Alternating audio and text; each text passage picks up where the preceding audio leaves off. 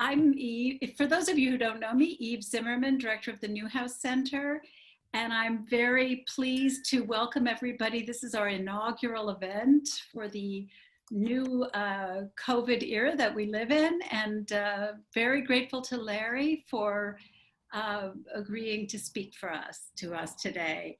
So if you look up Larry, many of you know him, in fact, all of you, but I'm just going to say a couple of things. On his Wellesley profile, it says the following words: Americanist, translator, performer, music and theater, verse writer, pacifist. Well, Larry, you forgot a few things, many things. You forgot the word mentor, teacher, overall inspiration, comrade in arms, friend. And I want to mention, and that's in no particular order, but I think you should add those to your profile. I would like to tell you where Larry is zooming in from today. He's at the Hungarian pastry shop near Columbia in New York, a place that I well recognize from spending long days there trying to get work done in a pre-computer age. So recently, Larry has most recently working on a series, a collection of more personal writings on nonviolence and translation. But just to mention two of his major books, the first is Multilingual America from Cambridge in 2008. And that is on what it says, the representation of multilingualism in American literature.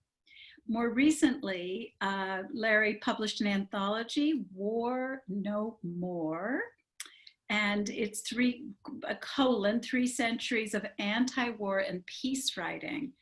And so I asked Larry about those terms, and he's going to talk about those two terms, anti-war and peace writing, today. Larry is the recipient of a Guggenheim Fellowship for 2020-2021.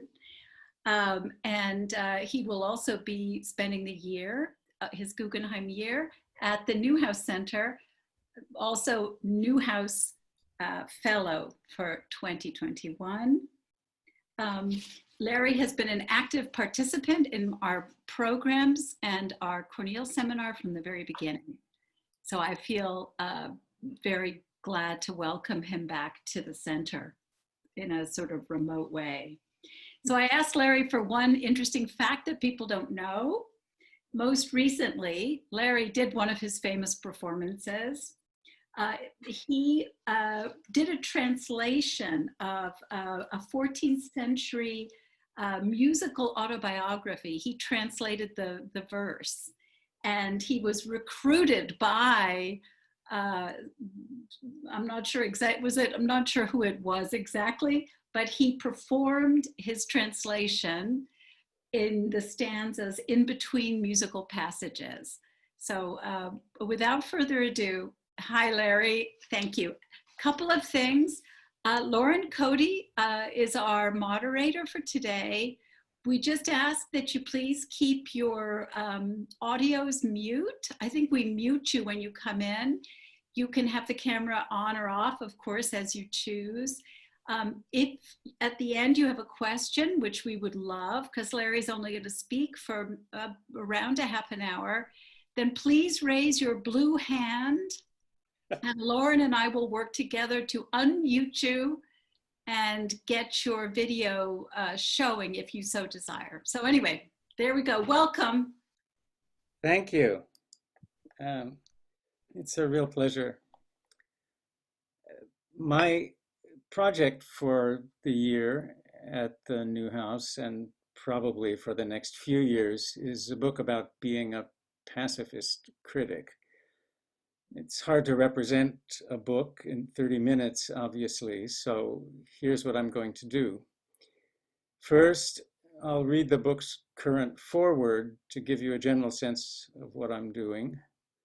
Then I'll read passages from each of the book's chapters, and then I'll stop and listen to your comments and questions, happily unable to predict them, but certain that I'll learn from them. So here's the foreword in its current state. The goal of this book is to give an account of pacifist criticism, how being a pacifist shapes one's way of being a critic, how being a critic shapes one's way of being a pacifist. It is partly a book about me and partly a book not about me. About me because there have been so few pacifist critics and I am the one whom I know best. And not about me because pacifist criticism is something larger than I am, independent of me, and in the world we live in, crucial. The book is divided into 5 chapters, 3 easily defined and 2 less so. The easily defined chapters are the first 3. A prologue setting out my mode of pacifism and my mode of criticism, an account of anti-war literature, and an account of pacifist writers. The messier chapters come afterwards.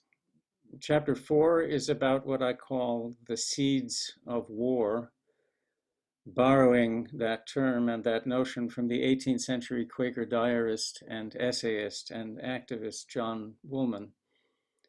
Woolman sets out the notion in a treatise called A Plea for the Poor. I'll quote the passage. Oh, that we who declare against wars may walk in the light and therein examine our foundation and motives in holding great estates. May we look upon our treasures and the furniture of our houses and the garments in which we array ourselves and try whether the seeds of war have any nourishment in these our possessions or not. Holding treasures in the self-pleasing spirit is a strong plant, the fruit whereof ripens fast. Woolman sees the seeds of war as nourished in our estates and treasures. He means material possessions, and plea for the poor is addressed to the rich.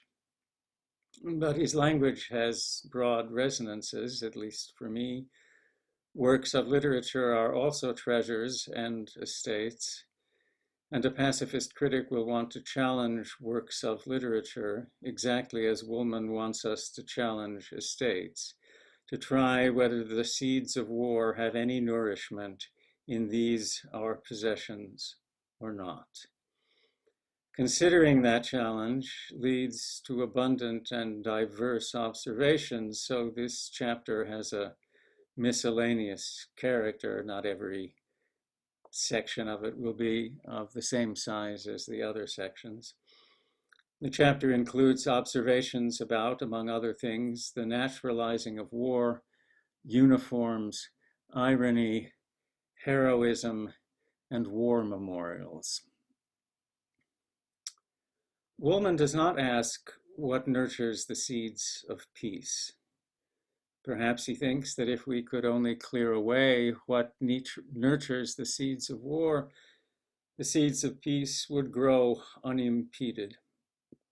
That is, alas, not the case. And considering the seeds of peace is no less challenging than considering the seeds of war. There are fewer of them, to be sure, and they are harder to see. The British and then American poet Denise Levertov gets it right in a 1990 essay called Poetry and Peace. I quote, "We cannot write about peace because we've never experienced it, but we do have these glimpses of it." Chapter 5 sets out some of those glimpses. It too is miscellaneous in character, with comments on utopian fictions, on what Levertov calls poems of praise for life and the living earth, pacifist neologisms, restrictions on violence in militarist fictions, and celebrations of forgetting. And 2 final remarks to the foreword, not to the talk. First, I'm painfully aware of the limitations of my reading and of the effect these limitations may be having on my arguments. But I'm trying here not to write a history of anti-war literature or pacifist writers. I know too little to do that. But to set out a critical perspective. I hope that perspective will be useful even for those whose reading is different from mine and broader. Second, however deep my commitment to it, and my commitment to it is pretty deep, I usually think of pacifism as being extreme, eccentric, and peripheral. Oppose war across the board in the world of the military-industrial complex, tilting at windmills, surely, and though I admire Don Quixote, his windmills are windmills and not giants. But I began drafting this book in the summer of 2020, the summer of the pandemic, the summer of the killings of George Floyd and Breonna Taylor, the summer of the intense, expansive, sustained protests in response to those killings. At this moment, in this context, ideas once considered radical are widely supported, and pacifism seems nearer the center. Defund the police is adjacent to the war tax resistors' rallying cry, defund the military. Displacing, beheading the statues of Confederate generals makes the pacifists' desire to displace, though probably not to behead, the statues of all generals seem ordinary. Pacifists regularly challenge the use of war as metaphor, the war on drugs, the war on crime. This summer, the use of war as metaphor to describe human attempts to maintain public health in the world of the novel coronavirus is being widely challenged, and the challengers are not only pacifists, but also public health activists. I write slowly, and by the time the book is finished, the radicalism of the moment may have weakened, but it may have strengthened too. And in any case, for someone used to writing from the periphery, writing from something like the vital center is exhilarating. So that's the foreword, and now I'll read the passages that I just promised you. The first is from the prologue and concerns an aspect of my mode of pacifism. Crucial to my pacifism is the belief that war is less like murder than it is like slavery, i.e., that it is not inevitable, as murder seems to be, but an institution with an origin, a history, and perhaps a terminus. The best recent argument for that belief is Joshua Goldstein's Winning the War on War, precise in its arguments and circumspect in its claims. But the range of those who entertain such a belief as a possibility is surprisingly wide. The military historian John Keegan, for example, who was certainly no pacifist, writes in his book, it's an amazing book, A History of Warfare, that, I quote, despite confusion and uncertainty, it seems just possible to glimpse the emerging outline of a world without war. War, it seems to me, after a lifetime of reading about the subject, mingling with men of war, visiting the sites of war, and observing its effects, may well be ceasing to commend itself to human beings as a desirable or productive, let alone rational means of reconciling their discontents. This is not mere idealism. Close quote, and then a last comment of mine. We cannot be certain that a world without war will come into being, but once we see that it might, our thoughts change. We begin to look skeptically at the assured, solemn claim that war is inevitable or inextricable from human nature, we begin to look skeptically at works of literature and criticism deriving their authority from such claims. Okay, so that's passage one.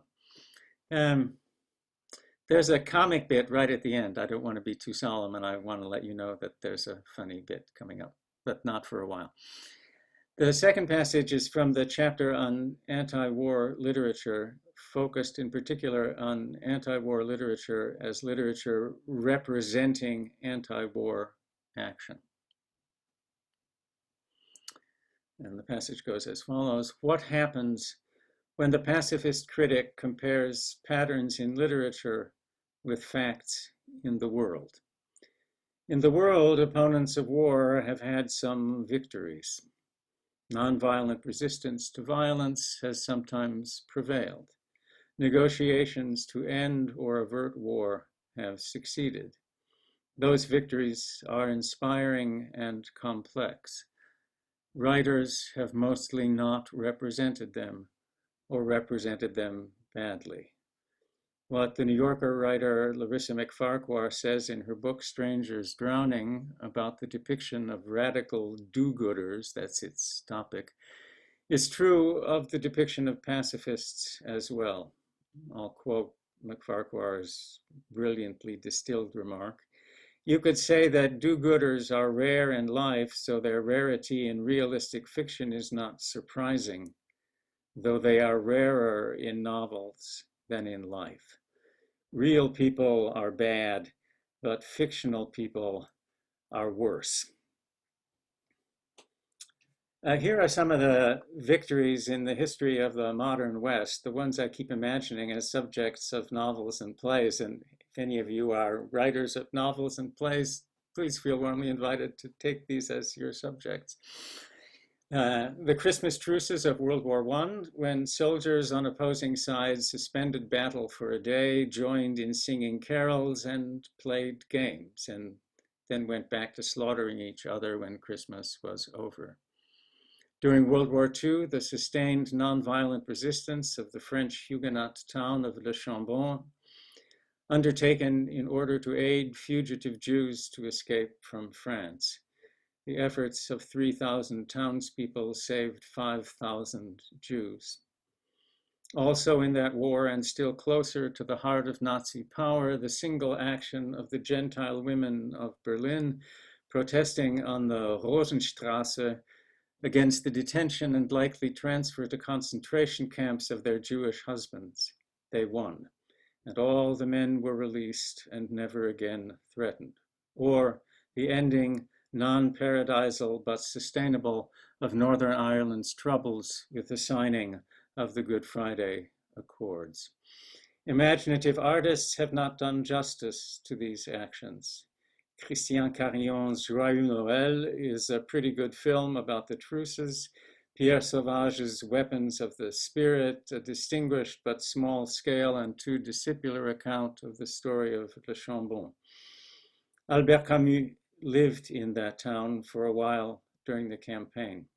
If ever a novelist was born to represent an action, the author of The Plague and the creator of heroic Dr. Rieux was born to represent this one, but he didn't.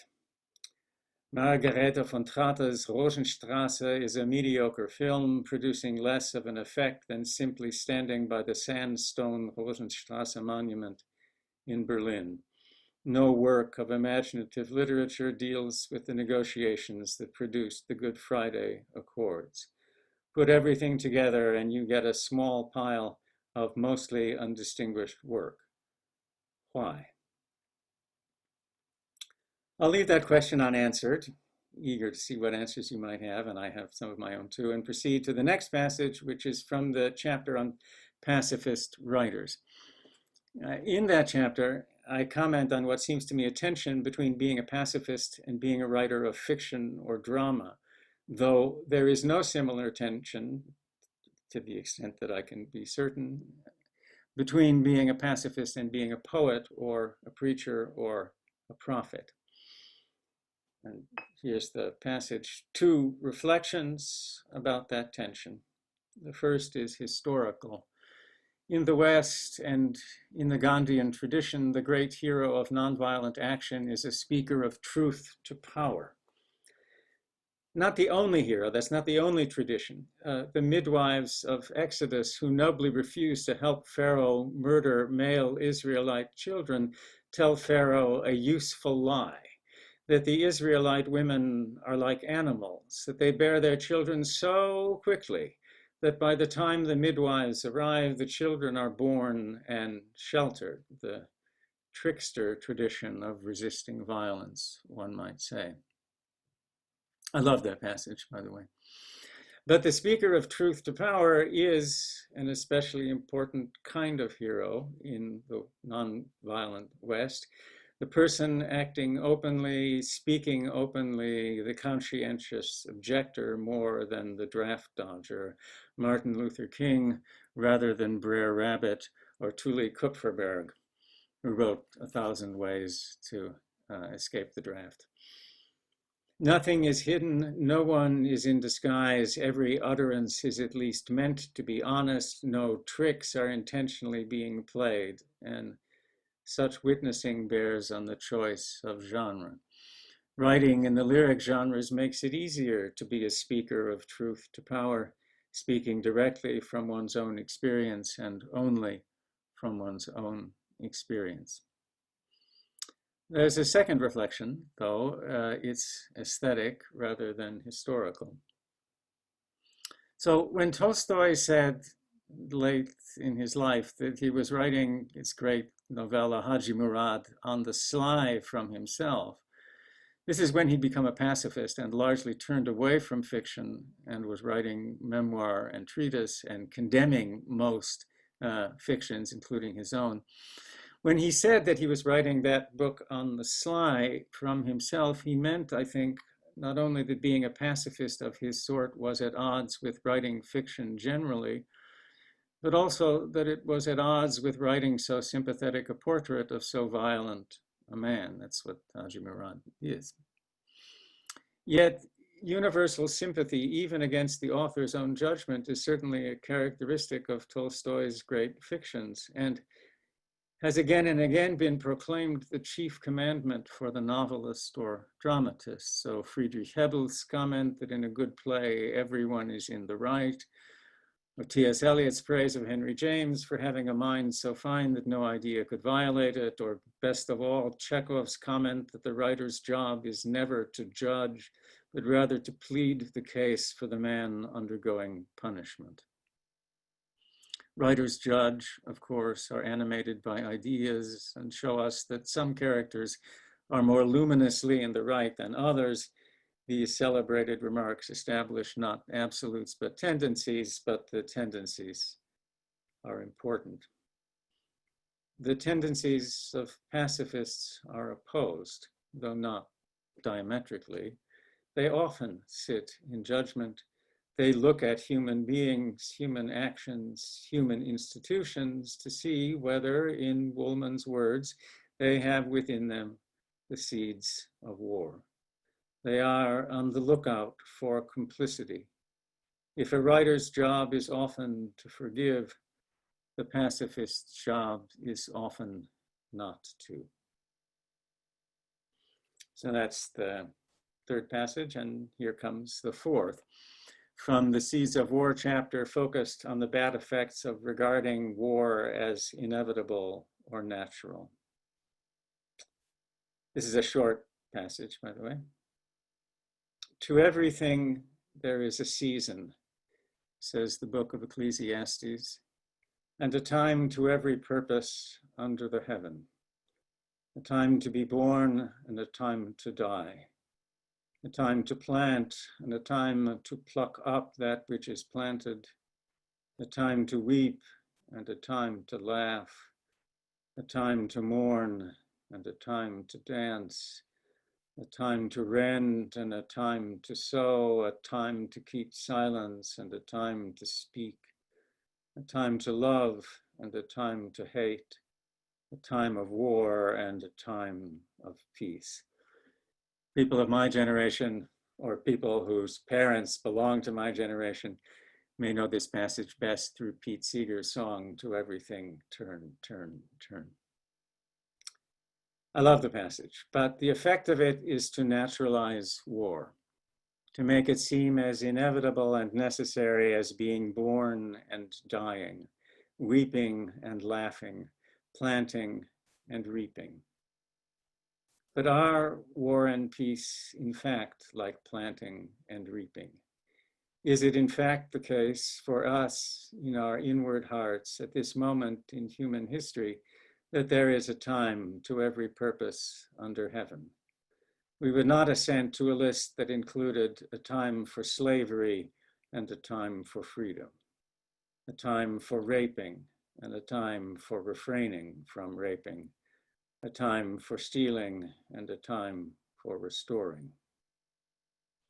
If the biblical list included such oppositions, we would say that things had changed since the passage was written, that phenomena regarded by the author as natural had turned out to be cultural and alterable, that rape and slavery and theft were, to use the language of the German anti-war novelist Bertha von Suttner, not fates, but crimes. Naturalizing war helps the seeds of war to grow. And the last section, two passages from the Seeds of Peace chapter. It sounds very orderly, this word chapter, but this is kind of a mess of material at the moment. One of the passages is comic and one inspiring. The comic example, James Cameron's film Terminator 2.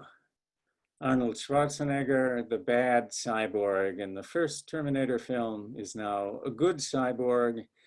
He comes back in time to protect the young John Connor, who will grow up to be the cyborg's nemesis. He protects him well and with deadly force. Then, midway through the film, Connor tells the Schwarzenegger cyborg not to kill anyone. If you want to be like a human, he says, he's kind of annoying, that kid, you have to stop killing people. The cyborg is astonished. Connor repeats his order, and the cyborg obeys, killing no one from that moment on, though maiming a good many.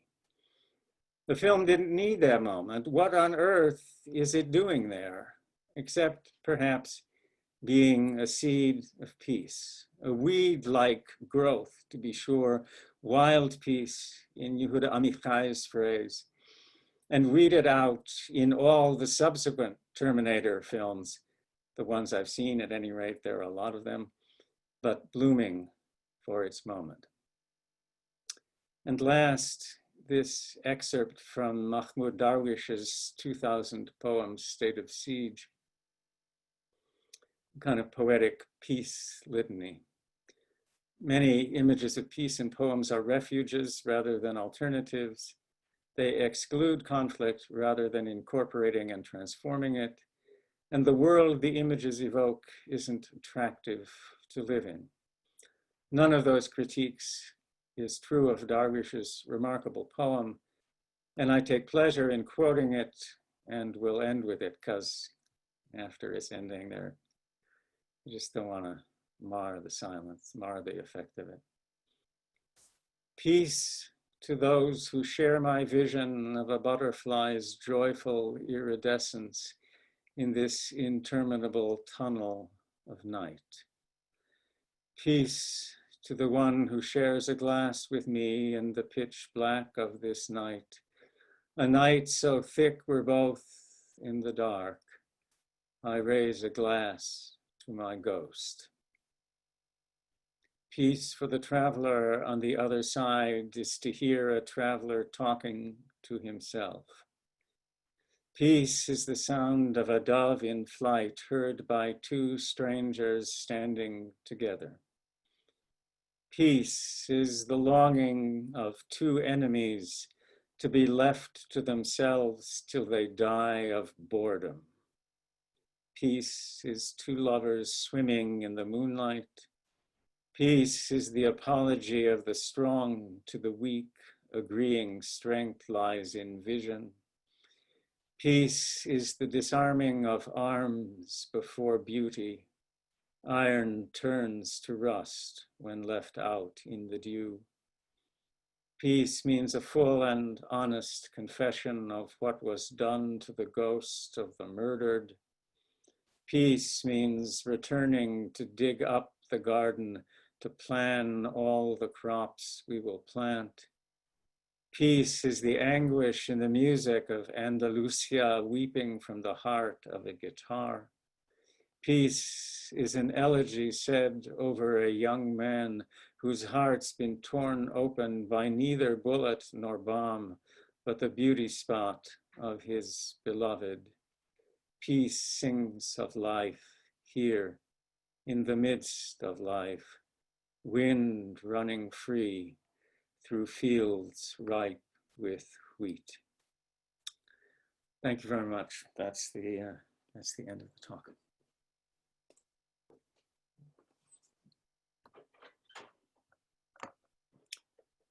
So over to you. Let's have some questions. Yes.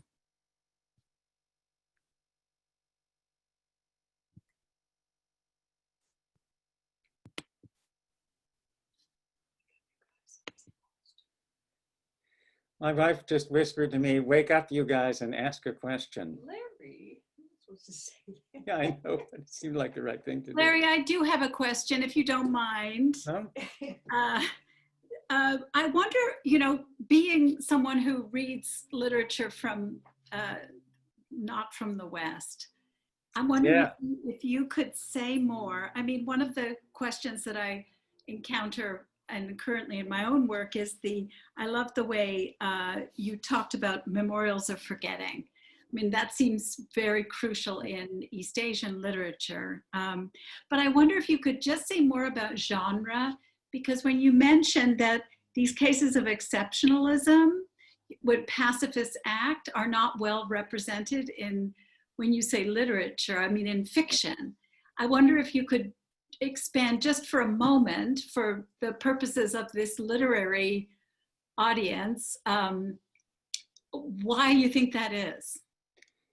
Yeah, I'm happy to do that. I'll add three things, though, or two things by way of preface. This thing about forgetting, that's really important for me. And in evoking it very briefly, I'm thinking of Lewis Hyde's recent book called A Primer for Forgetting, okay, which is an argument partly about when we need to forget.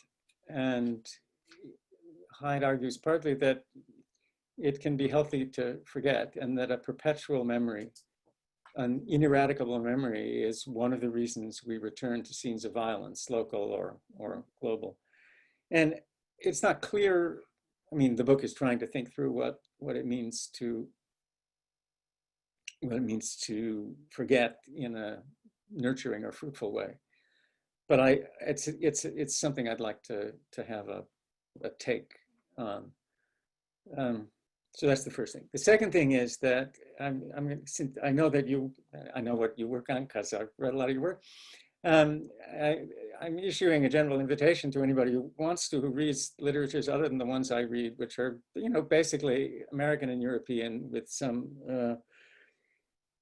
some earlier literatures in Jewish tradition.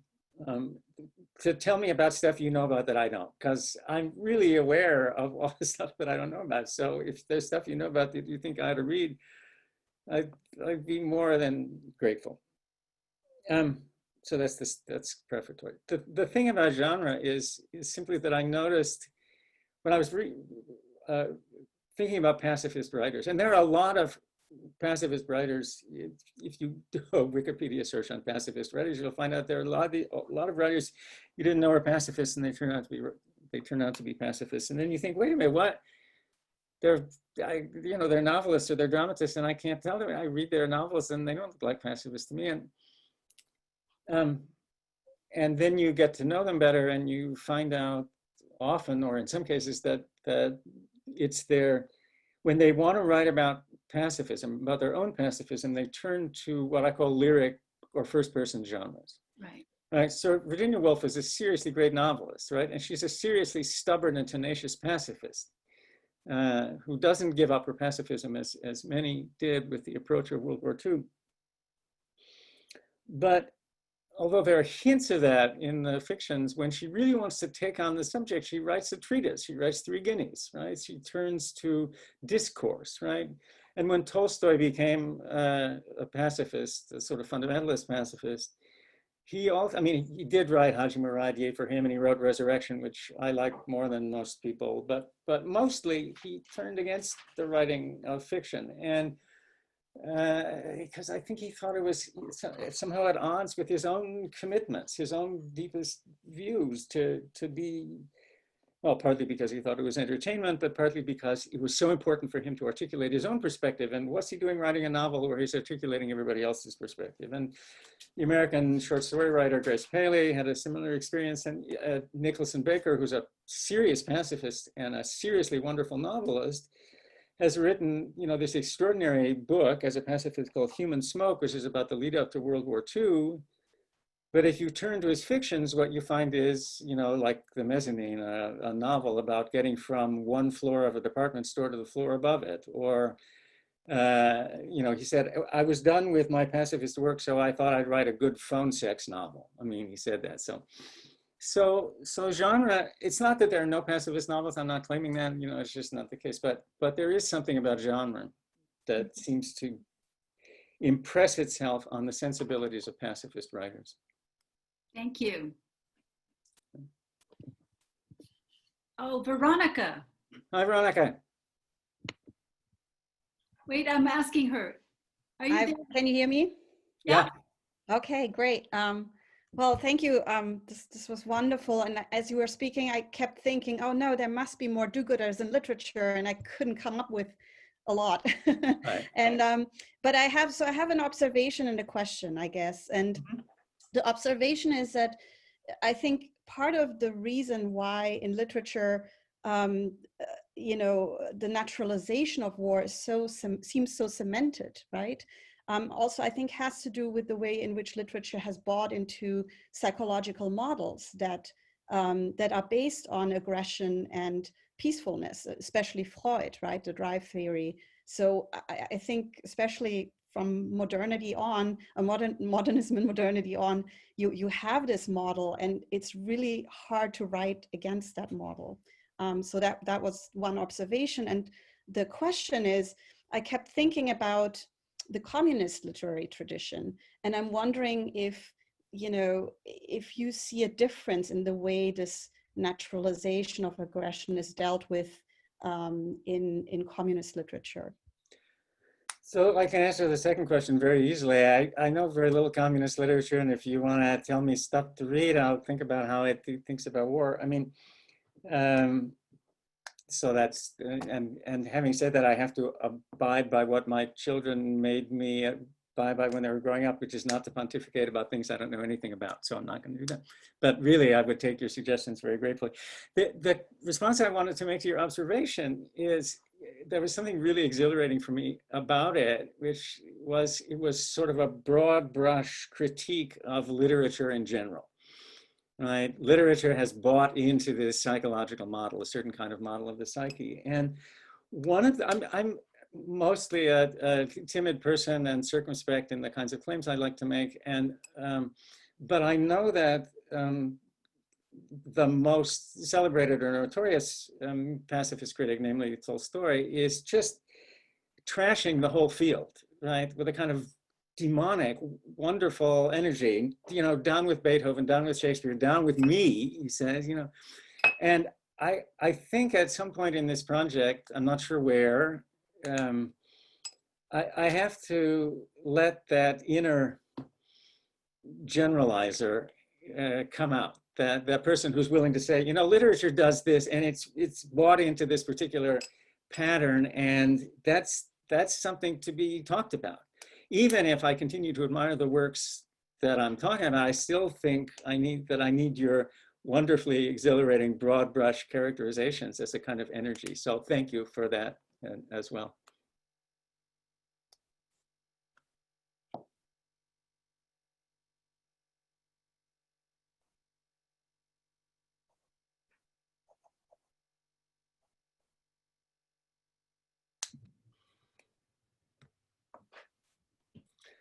David? Yes. Hi. Larry, I wonder if you would consider theater as some sort of intermediary between literature that I think you've primarily been talking about as written, because I have seen a number of anti-war plays. I'm not so sure they were pacifist so much as anti-war. And one of my favorite ones is actually from the 30s called If This Be Treason by John Haynes Holmes.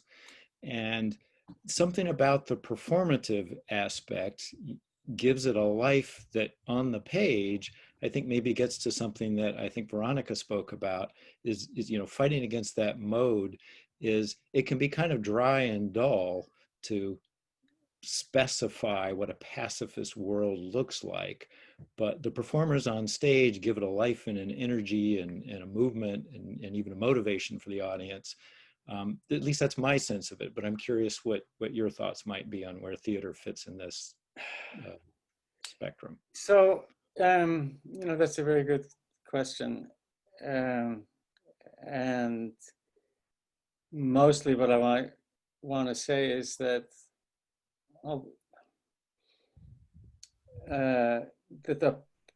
what I've written so far doesn't talk as much as it needs to about theater, either about text-based theater, right, or about performative theater. I mean, I grew up, I'm 72, I was a college student in the 60s, and I saw a lot of anti-war theater, done by the Bread and Puppet Theater and done by the San Francisco Mime Troupe. And, I know what that energy is like. It's just exhilarating. And you're right, there's something immensely alive about that. And one of the effects of watching the San Francisco Mime Troupe or the Bread and Puppet Theater for me was thinking that's the world I want to be part of.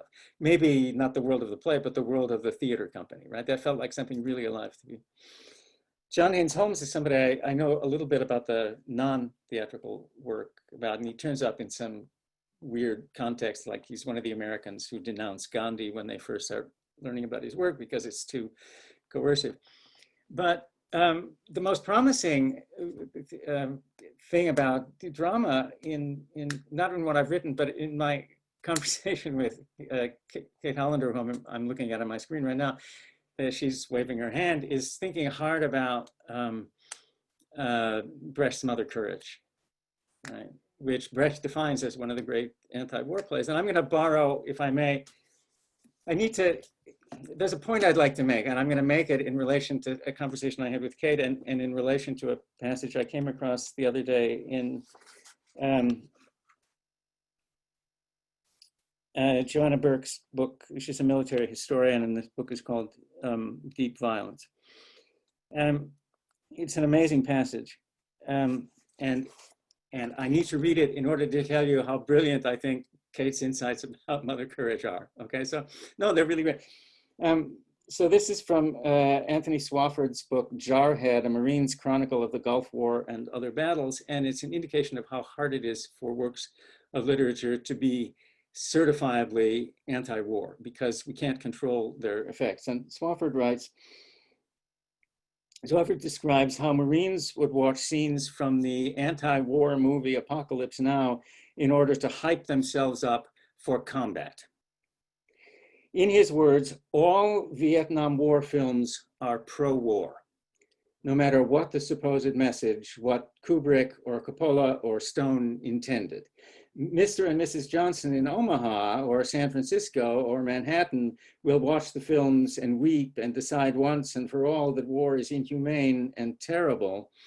But Corporal Johnson at Camp Pendleton and Sergeant Johnson at Travis Air Force Base and Seaman Johnson at Coronado Naval Station and Specialist 4 Johnson at Fort Bragg and Lance Corporal Swafford at 29 Palm Marine Corps Base watch the same films and are excited by them because the magic brutality of the film celebrates the terrible and despicable beauty of their fighting skills. Fight, rape, war, pillage, burn. Filmic images of death and carnage are pornography for the military man. With film, you are stroking his cock, tickling his balls with the pink feather of history, getting him ready for his real first fuck. And I think he's right about a lot of supposed anti-war movies, right? I think that's how they actually get read. They can't control the responses of people to their, what Swafford calls pornographic images, with the exception, and now I'm coming to Kate's brilliant insight, of what Mother Courage does, which is Brecht identifies as an anti-war play. And what Kate pointed out to me is how it's anti-war is that it's one of the very few anti-war works that you cannot conceivably take as glamorizing war. It just won't let you do that. There's nothing to appeal to the pornographic impulse in the viewer. If you want to say more about that, Kate, because it's your insight, and I'm just borrowing it and celebrating it, but it's really important, I think. You want to talk for a bit? Because it's really pretty great. Just saying. Anyway, you should know that that's that's part of a long response, David, to your excellent question. Sure. Can you hear me? I don't know if I'm, yeah? Okay. Yeah. I don't know why I lean forward. Like, can you hear me? Like, I'm going to get closer and then you'll be able to hear me. Thank you so much. No, this has been so wonderful. I have lots of notes and it's really exciting. And I actually think that the conversation that we had was like all conversations, it had two sides. So one of the things that I remember you saying is that there's no moment of kind of brotherly camaraderie in the play either. Right. Even the real two brothers have, the brothers and the sister have some bond, but the sister never speaks. She says nothing. So, which is maybe separate, but there's no romantic or brotherly or loving in any way moment between soldiers. There just isn't any of that. And it's completely unglamorous and nothing appealing happens at all between almost anyone in that play. I had a question about the very first quotation, which I think I've read from you somewhere else before, and I've been thinking about it a lot. And this may be in part my sort of historian's orientation, but I keep thinking about the question of examining our possessions, our literary possessions, for seeds of war. Yeah. And whenever I start thinking about that, I mean, I know what a seed is, but somehow I think, oh, it's about looking back to see whether these possessions were somehow come by, like we acquired them through war somehow, through wealth accrued through conflict or through enslavement, but it's not about that, is it, at all? It's really not about looking back and saying, has war given us our possessions? It's about, do our possessions have seeds of war? And yeah. I sort of wondered, that just always seems a little funny to me and as if on the wrong foot somehow. But I don't think that's right. My impulse is to say, no, it's not that it's on the wrong foot. It's just I'm not understanding it quite right. And so I wondered whether you could say anything about that. Well, I could say a little bit about it. It's a peculiar passage in the treatise. And then I have Tim and Victor. I just want you to know that I see your blue hands raised. Woolman has a very extreme radical sense of what counts as a seed of war. And because he thinks that pretty much every unnecessary exertion, every desire for what's superfluous or what's not absolutely necessary contains within it the seeds of war. He thinks that wearing dyed cloth, for example, contains the seeds of war within it. I mean, I'm wearing a lot of dyed cloth right now, you know, so. But he thinks because it's unnecessary labor and because, in a way that's reminiscent actually of a passage at the end of the first book of Plato's Republic, he thinks that every time you make the society more complex, every time you nurture more desires, every time you enhance the domain of greed or acquisitiveness, you are predisposing people to create wars, either to acquire the things that they desire or to defend the things that they have already acquired, right? So he does see seeds of war in ordinary luxury. And I don't, but I think the intellectual or moral exercise of doing that is really, really important. So I'm willing to go along with him in the same way that I'm willing to go along with Tolstoy. They want to go places that I don't, but they have the courage to take the first few steps along that path. So he is saying something as extreme and disorienting as that. Tim, you're the next blue hand I see. Oh, thank you. I love listening to this, Larry, as always. You and I have had these conversations in many different venues, and so I'm never, I can't remember what questions I've already asked you and what conversations we've already had, but I had two quick thoughts, stimulated by several things that have been said, chiefly by things that you said. One, picking up from thoughts about Brecht, would Catch-22 also in that case be an example of an anti-war novel? Is comedy and sort of satire, a part of the key? Because it seems to me that war there is absurd without there being any of the kind of glamorization of camaraderie. I don't think it would be very useful for that, for the purposes of that extraordinary passage by the author of Jarhead, and I guess and I'm sure there are other MASH would get to be an intermediate case, I think, and thinking about the differences between the Altman film and the much more sentimental television show, I think again would subtleize the argument a good deal. So that's just one large question. And let me ask another, and then I can sign off and you can speak. Is it possible that that one of the secrets to think about the Tolstoy example of the peculiarity of his pacifism and some of the odd sort of things that he thinks need to accompany it have to do with the fact that in his case, it's got to do with radical and fundamentalist Christianity? That is to say, if your pacifism is part of a package that includes radical and fundamentalist Christianity, then that might include, depending on your brand of Christianity, a general sense that this world is not such an important place. In some way, I think that all sorts of things that come under the heading of sort of juicy human experience are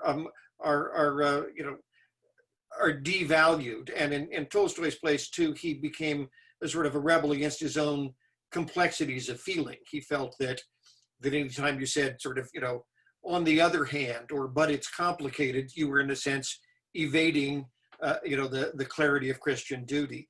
So you don't have to be a radical Christian to be a pacifist, as I don't need to tell you. So anyway, I wonder if you could disentangle those things, and if that is clarifying in any way.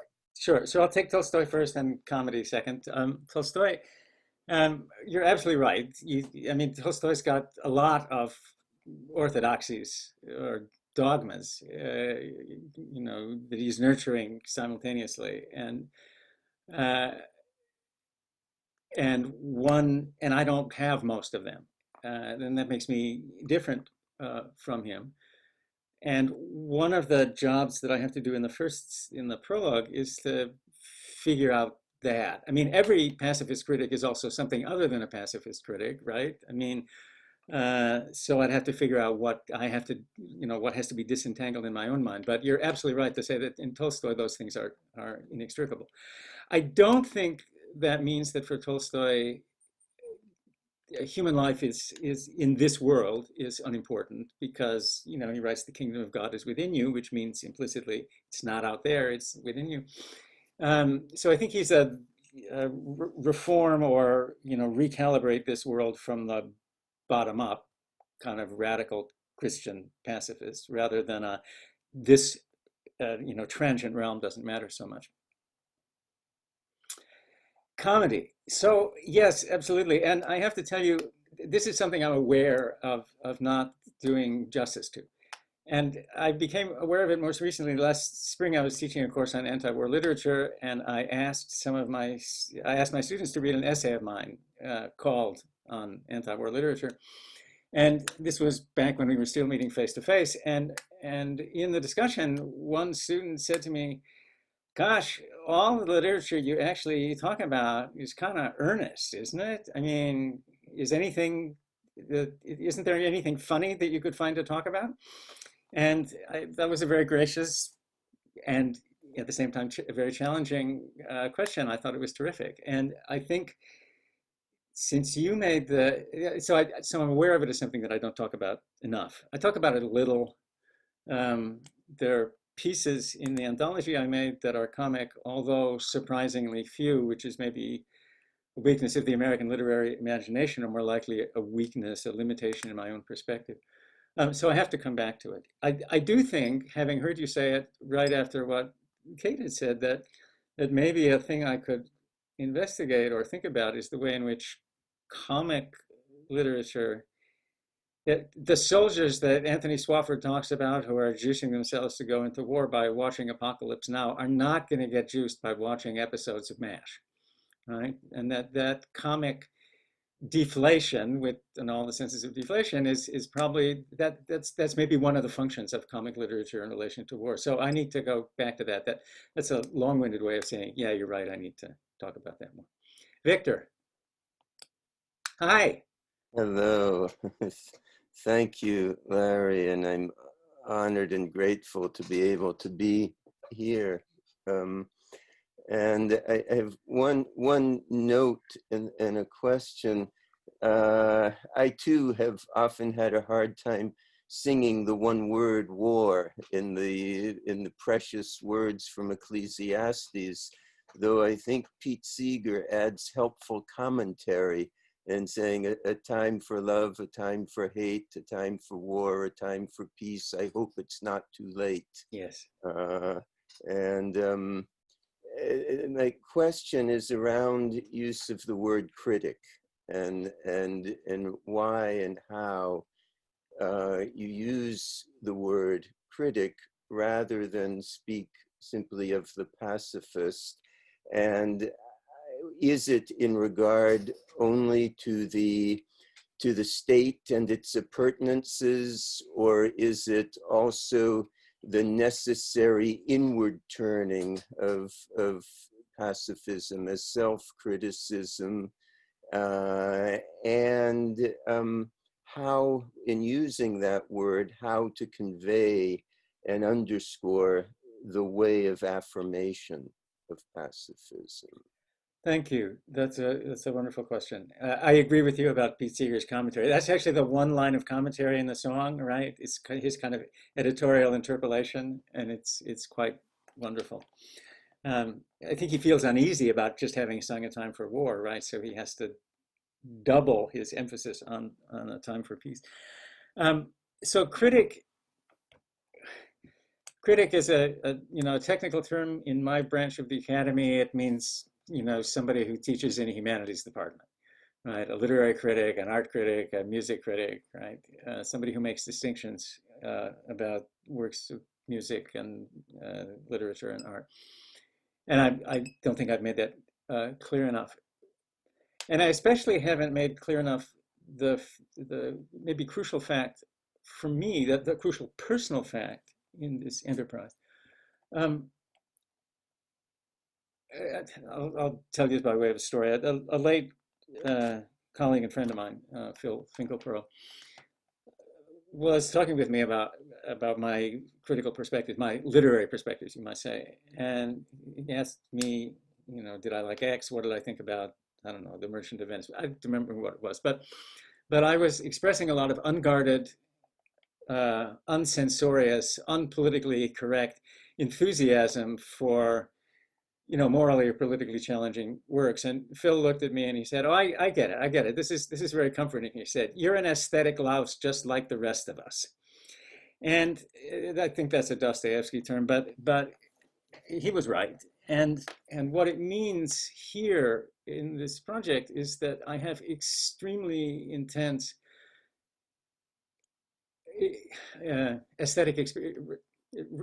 aesthetic responses, experiences of pleasure, experiences of intensity, experiences of illumination, experiences of ecstasy in reading text and listening to music.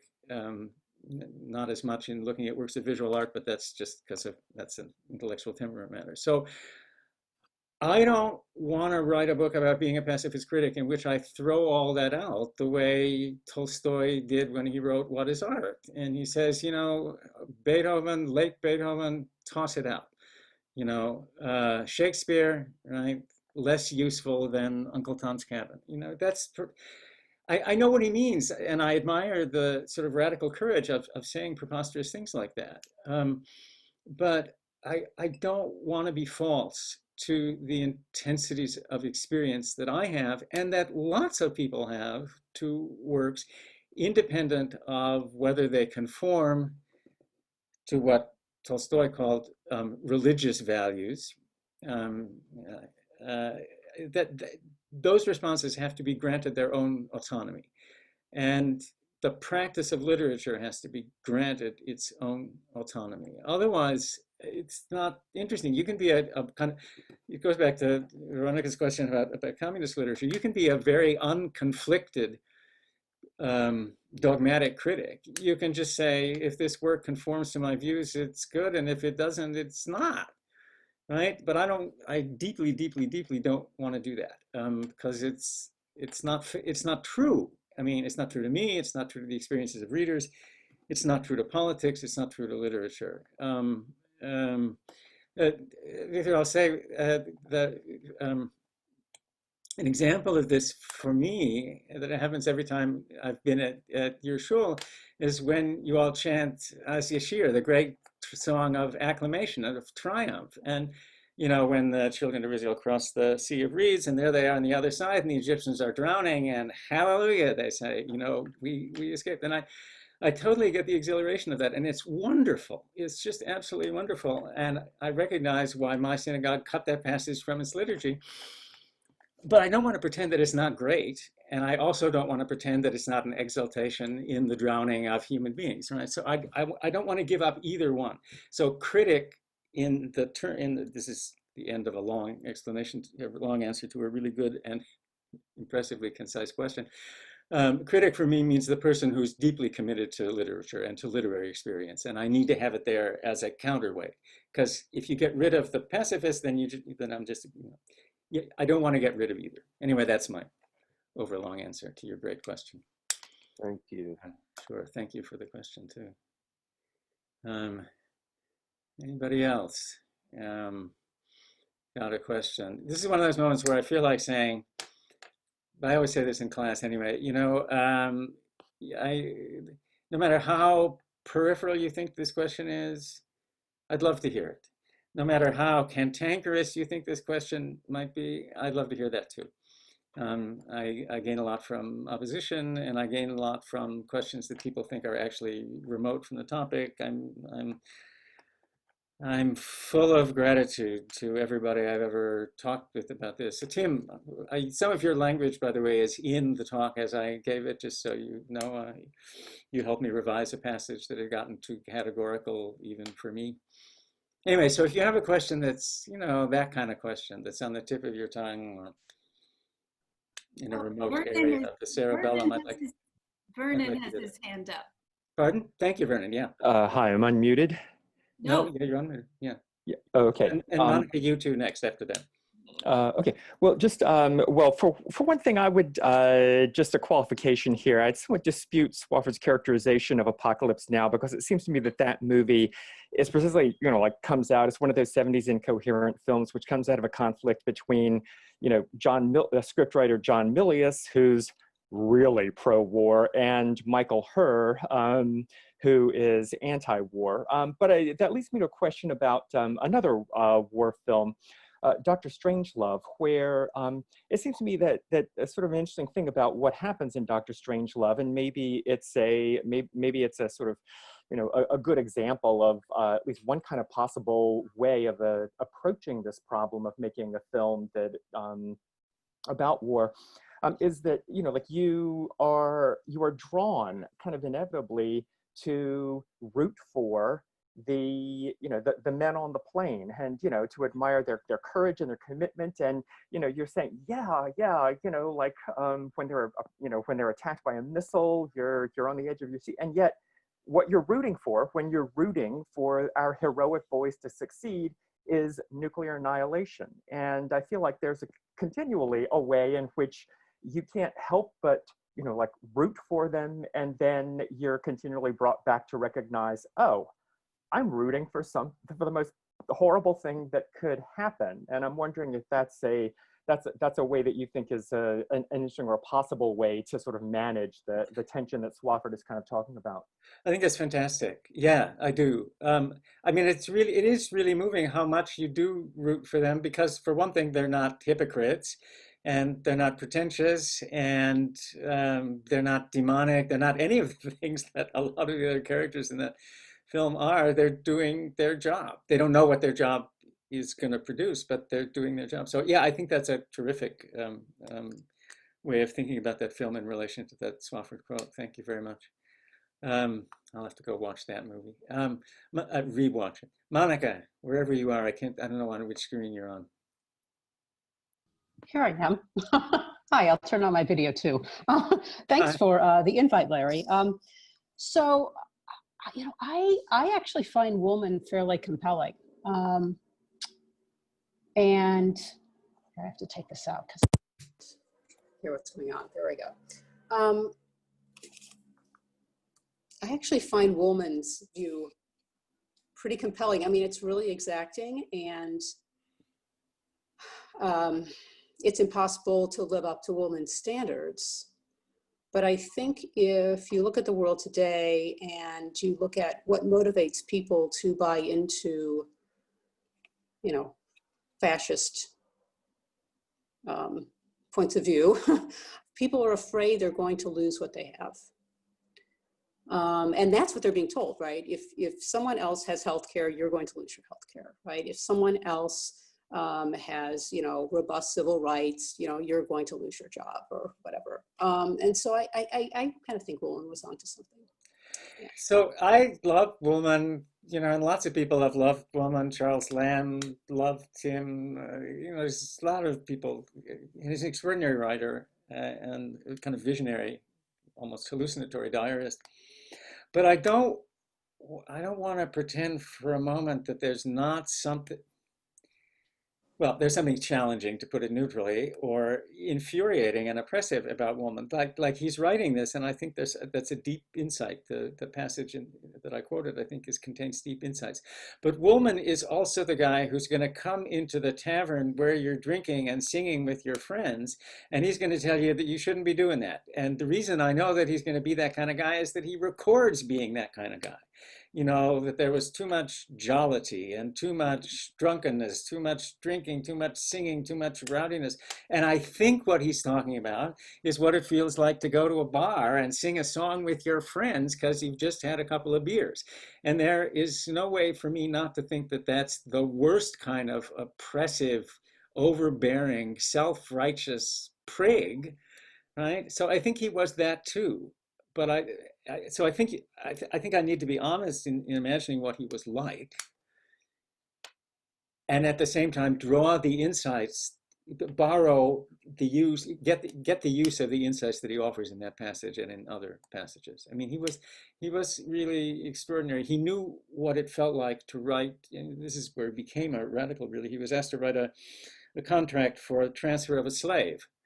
He was literate and a kind of scribe, and his master asked him to write the contract, and he wrote it thinking his master must be a person to be deferred to. And then the next time he was asked to do it, he thought, I cannot cooperate in the ordinary business of writing a bill of sale, right? And then moving out from that radical decision, he became a kind of anti-slavery activist and anti-slavery speaker. But the moment that he becomes one is when he rejects ordinary life, the ordinary practice of writing a bill of sale. So there's tremendous energy in that. And I don't quite know what to do with it because I'm not that kind of guy, but you're right, there's something of great intensity in being that kind of guy. I have to, in Woolman, to some extent in Tolstoy, similarly.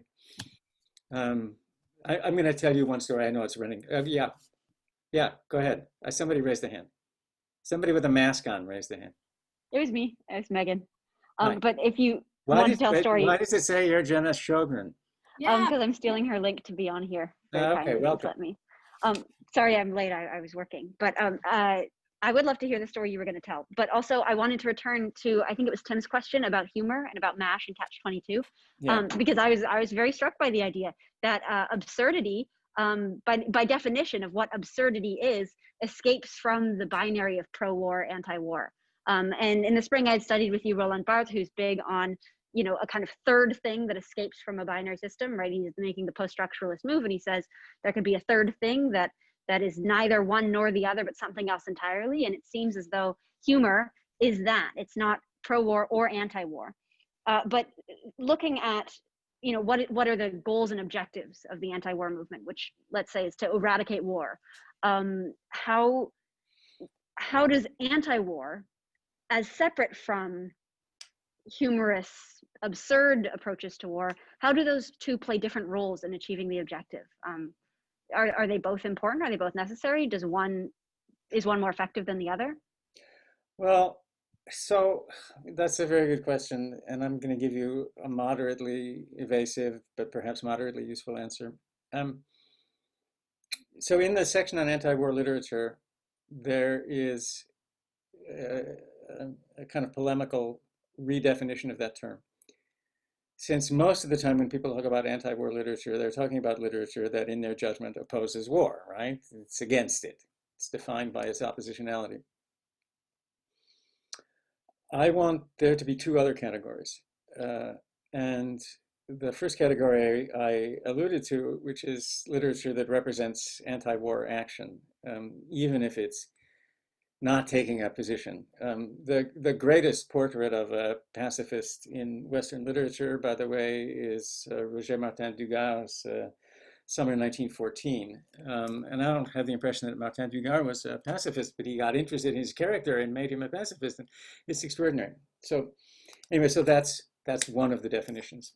And one definition is literature that opposes war, but the middle definition, and the one that I am least able to talk about with any precision, is a definition that says literature that has in fact functioned to intensify anti-war sentiment or anti-war action in other people. And it's really, really hard to know what does that. I mean, because the only way you can know that it did that is when somebody tells you that, right? And a lot of the examples, yeah, like Bertha von Suttner, as Katja says, because we kind of know about that. We know about that, her novel called Die Waffen nieder, Weapons Down. And we know about that, for one thing, because Tolstoy read it, right? And he said, I was moved by your work to oppose war still more profoundly, and I wish you the same great success that Harriet Beecher Stowe had in Uncle Tom's Cabin. Right? But in other cases, but that's a certifiable anti-war novel. It kind of says so. I mean, it doesn't kind of say so. It says so. But other works, it's really puzzling. Like I could make an argument, for example, that All Quiet on the Western Front, which is sometimes read as an anti-war novel, isn't really an oppositional novel. And Remarque, who wrote it, said the same thing. He said it's not a political book, right? How can it be a political book? It's just the experiences from the Frosch perspective, the frog's perspective of a common soldier, right? So, on the other hand, we know that it influenced the film made in the United States with Lou Ayres playing Paul Baumer, playing the protagonist. And we know that the effect on Lou Ayres was to make him a pacifist, right? So the book created the film, and the film had an effect on Ayres, who became a pacifist and became a sort of celebrated pacifist ambulance driver in World War II. So we know that case, right? But in other cases, figuring out the effect, I think, is really, really hard, because you have to read all this stuff. You have to read accounts of what the effect was of this book on someone's sensibility, what it meant to read War and Peace at a certain moment, what it meant to listen to Robert Lowell's Waking Sunday Morning in the 1967 March on the Pentagon, what it means to hear Study War No More, which actually isn't, in its strict text, an anti-war song. It's a paradisal song. It's a millennial, kind of song. And so it means a lot of painstaking anecdotal research, or just collecting anecdotes. That's what I'd have to do to answer the question about the effect, because it's a great question, and it's a really, really hard question to answer with any precision. Cool, thank you, Annie. Are we going to archive the chat, by the way? Is that going to I think we Yes. can do that, Lauren. Yeah. We'll do that. Okay, thank you. And we don't have to go, but I know I've exceeded your time limit. I apologize. No. I mean, it's not as if we're on the timed Zoom, but it's just, Larry, that you know, if anyone else wants to speak up, now is your time. And if you don't, can we actually celebrate Larry with some real applause? Oh, cool. Or unmute everybody. Will you? Okay. Thank you very much. But also thank yourselves a lot. I learned a lot from your questions, and I'm grateful to have had the occasion. I'll just make a last technical remark. I've been interested in the course of being at services on Zoom in the difference between what works when it's chaotic and what doesn't. You know, when singing has to be synchronized and when it can be kind of messy. And one of the things that can be messy without losing any of its effect is applause. So I thank you for that. Very real live audible applause is a thing you can do on Zoom, and I'm grateful to you for having suggested it. Anyway, thank you. You've been great. Thank you, all of you, for coming, and come again. We'll be sending out the series. Okay. Thank you, Eve. Okay, bye. Everybody.